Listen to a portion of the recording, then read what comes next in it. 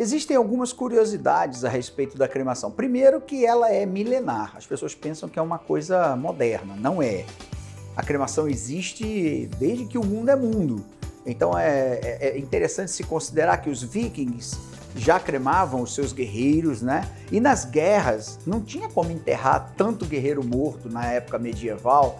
Então o que acontecia? Eles faziam verdadeiras piras de corpos humanos e cremavam aqueles corpos, porque senão ia ficar tudo um fedor e horrível, os corpos iam entrar em decomposição e havia de se dar um destino àquilo.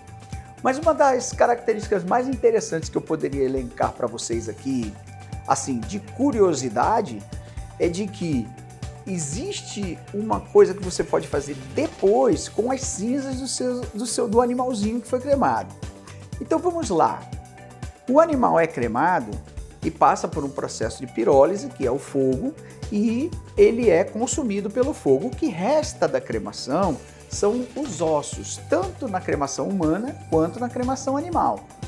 A diferença é que se esses ossos ficassem no forno e o forno ligado o tempo todo, eles se desintegrariam, sumiriam realmente, mas ninguém ia gastar tanto gás assim para poder fazer essa ação.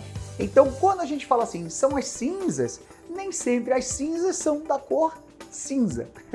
Às vezes elas podem ser mais branquinhas porque foram mais calcinadas, ou seja, passaram mais tempo dentro do forno.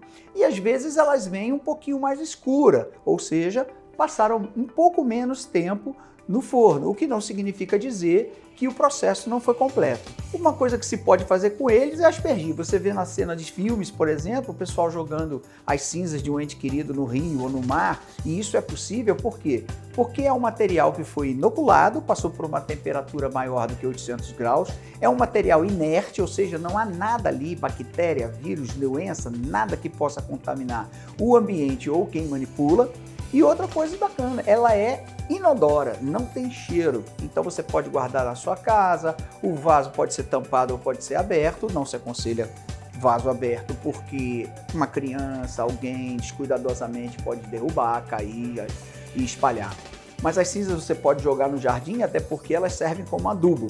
E existem outras coisas que você também pode fazer com as cinzas. Por exemplo, olha, aqui tem uma peça que aparentemente é uma peça de cimento, de concreto, mas foi feito com cinzas.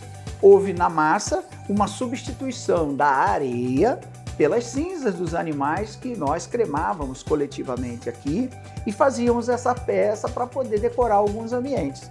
Então, é uma coisa muito interessante saber que você pode manipular as cinzas sem problema, elas podem virar adubo e você ainda pode fazer algumas peças artesanais, guardar na sua casa e ter ali a lembrança do seu pet de uma maneira bem divertida.